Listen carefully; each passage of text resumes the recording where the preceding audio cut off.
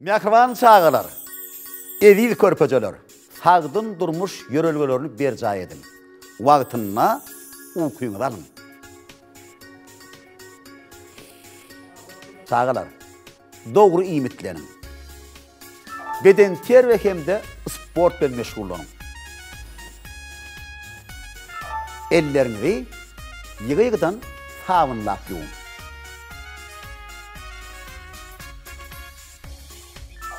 Kızgın çay için, kaynatılan su için,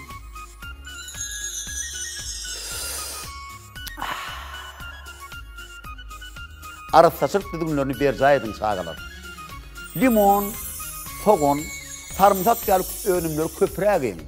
Olun düdümünde C vitamin vardır çağılar. Çağılar, pasla göräk eyinin.